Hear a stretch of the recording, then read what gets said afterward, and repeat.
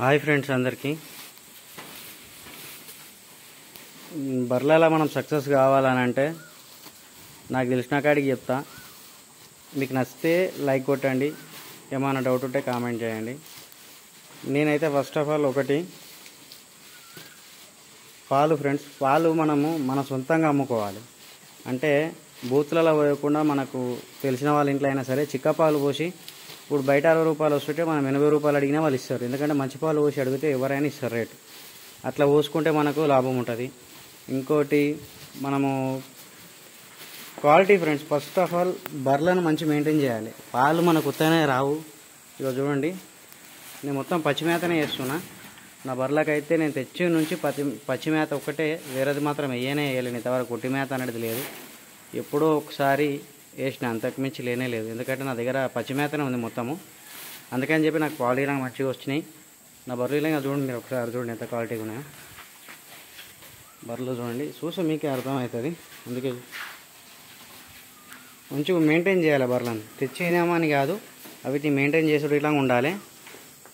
నువ్వు ఎంత మేత పెడితే మనకు అన్ని పాలు ఇస్తాయి ఫ్రెండ్స్. అవి అంటే మరీ ఎక్కువ పెట్టి నాకు ఇంకా ఎక్కువ కావాలని కాదు. దాని కెపాసిటీ 5 లీటర్లు.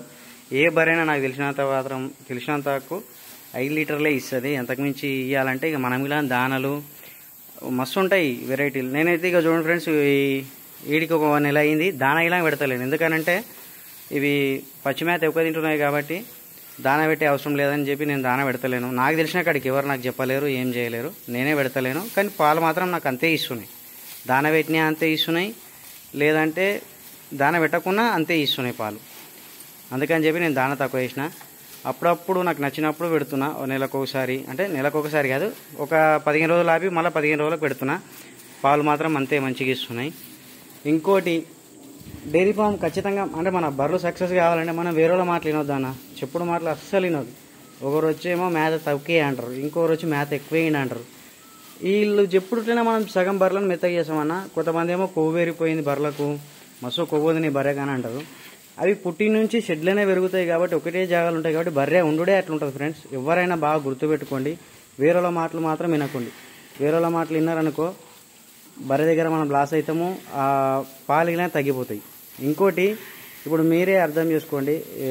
అంటే మీరు షెడ్ పెట్టినాక మీకే అర్థమైపోతుంది, ఆటోమేటిక్గా అర్థమవుతుంది. ఫస్ట్ మనకి ఎవరు ఏం చెప్పరు. మనకు తెలియక ఒక్కో నాన్న ఇది ఎట్లా చేయాలి, ఏం చేయాలని అడుగుతుంటే వాళ్ళకి తెలియని మనకు చెప్తుంటారు. బర్రె కట్టాలంటే దీనికి మేత తక్కువ వేయాలి అని ఒకరు చెప్తారు. లేదంటే కొంతమంది అంటారు అట్లా అది కట్టినా కట్టకుండా మేత వేసేనే ఉండాలని కొంతమంది అంటారు. వాళ్ళ మాటలు విన్నామనుకో మన షెడ్ లాస్ అవుతుంది, మనం లాస్ అయిపోతాం మొత్తం మీద. అందుకే ఎవరి మాటలు వినొద్దు. నువ్వు షెడ్లు అంటే డైరీ ఫామ్ పెట్టినావంటే ఆటోమేటిక్ అవి నీకు అర్థమైపోతుంటాయి. ఎందుకంటే అవి చేసే లక్షణాలు కానీ అవి మనతోనే ఉండే అవిటికి మనకు బంధం ఏర్పడిపోతుంది అనమాట. ఆటోమేటిక్గా అవి మనకు అర్థమైపోతుంటాయి, ఎట్లా చేస్తుంటాయి. డల్గా ఉన్నా కానీ మనకు అర్థమైపోతుంది. ఎందుకంటే డైలీ చూస్తాం కదా అన్న. ఇప్పుడు మనం వచ్చినామనుకో బర్రె మన దగ్గరికి అప్పుడే ఆటోమేటిక్ వచ్చేస్తుంది. దాన్ని చూసి నీకు అర్థమైపోతుంది బర్రె తిన్నదా తినలేదా, దానికి ఏమైనా అయ్యిందా అనేది నీకు అర్థమవుతుంది. కాబట్టి చెప్పుడు మాటలు మాత్రం అస్సలు వినకండి. ఏమైనా చిన్న డౌట్ ఉన్నా కానీ మనం డాక్టర్ని అడగాలి, అప్పుడే మనకు అన్నీ తెలుస్తాయి. ఇంకోటి, బర్రెకి ఏమైనా అయ్యింది అంటే బర్రె నెమరేది ఒకటి. ఇంకోటి, ఇక నెమరే ఫ్రెండ్స్, అది నెమరేయలేదంటే దానికి ఏమైనా అయినట్టే లెక్క. మనం వేరే వాళ్ళు మాత్రం అడగకండి, అప్పుడేమైనా షెడ్ సక్సెస్ అవుతుంది.